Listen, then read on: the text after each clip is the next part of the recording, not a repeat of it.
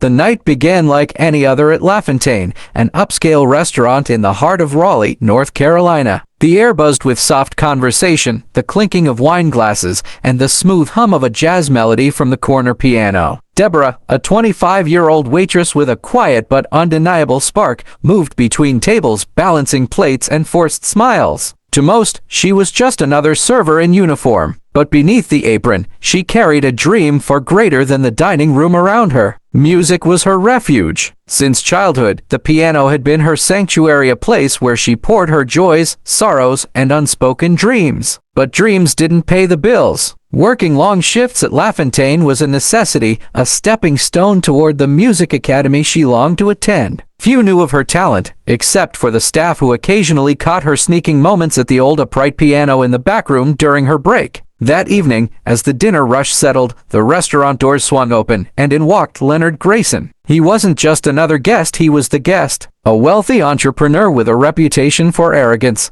Leonard entered as though he owned the place, flanked by his polished entourage. His presence made even the most seasoned staff stand straighter. Deborah's colleagues exchanged knowing glances. He was known for pushing people's buttons, turning interactions into performances for his own amusement.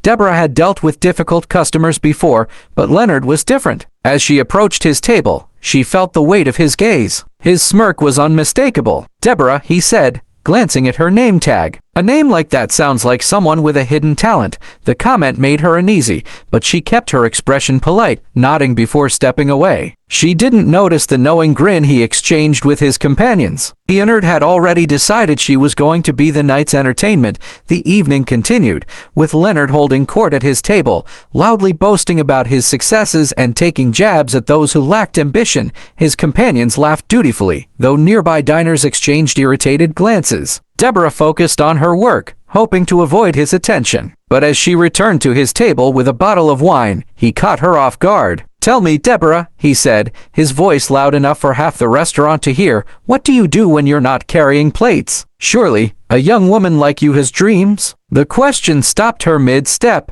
She hesitated before answering. "I play piano. Sometimes," she said softly, hoping to keep it brief. Leonard's eyes lit up. A smirk curled across his lips. "A pianist, huh? How fascinating. Why don't you give us a little performance?" A hush spread through the restaurant. Deborah's heart pounded. "Oh, I couldn't," she said quickly, forcing a nervous laugh. "I'm just here to work tonight." Leonard wasn't about to let it go. "Nonsense," he declared, waving toward the grand piano in the corner. "Show us what you've got. Surely a future star like you isn't afraid of a little audience?" Laughter rippled through his table. Deborah felt her face heat. She wanted to walk away, but then Leonard leaned back, smirking. "Ah," he said mockingly, "all talk, no talent. That's disappointing." The words stung like a slap. Her hands clenched at her side. For a moment, she heard her mother's voice in her head. "Never let anyone make you feel small, Deborah. You're bigger than they'll ever know." Silence stretched between them. Deborah glanced at the piano, then back at Leonard. His smug expression dared her to rise or crumble. Against her better judgment, she exhaled and said, "Fine. I'll play." The room tensed as she walked to the grand piano. The chandelier above cast a soft glow over the polished keys. Her fingers trembled as she placed them on the surface, the cool touch grounding her. The first notes were hesitant, fragile. Then, as she settled into the melody, her confidence surged. She chose Clair de Lune, a piece she knew by heart. The notes flowed, weaving through the air, delicate but unyielding. Conversation stopped. Forks froze mid-air. Even Leonard, the man who thrived on the sound of his own voice, had nothing to say. Deborah poured everything into the music. The sacrifices, the sleepless nights spent practicing, the weight of dreams she had once packed away. The melody swelled, filling the restaurant with something raw, something undeniable. She was no longer a waitress. She was an artist. When the final note faded, the silence was deafening. And then applause. Not polite claps, but thunderous, reverberating applause. Some diners even stood, their faces reflecting something between awe and admiration.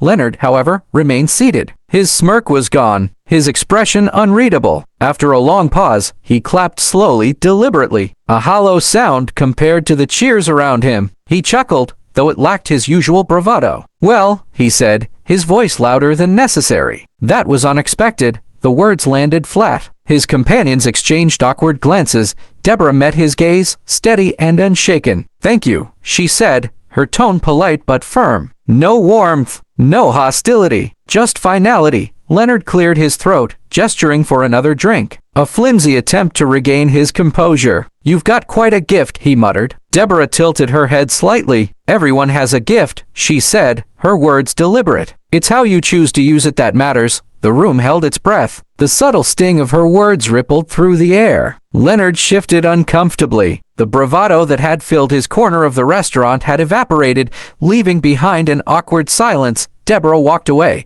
her head higher, her steps lighter. As she cleared plates and refilled glasses, patrons stopped her with kind words. "You're incredible," one older woman whispered. "Don't let anyone tell you otherwise." Leonard and his entourage left quietly, no grand exit, no final word, just a retreat. That night, Deborah felt something she hadn't felt in years: certainty. She wasn't just a waitress. She wasn't just a dreamer. She was an artist. And nothing, not Leonard's mockery, not financial struggles, not fear could take that away from her. And just days later, a call would change everything. A music producer who had been dining that night had taken notice. He wasn't offering fame or fortune, just a chance to record a demo. A step toward something she had once only dared to dream of. As Deborah sat at her small, worn piano that night, she smiled. She had reclaimed her voice. And for the first time, her future felt closer than ever. Because true power, it doesn't come from wealth or arrogance. It comes from knowing who you are and refusing to let the world tell you otherwise.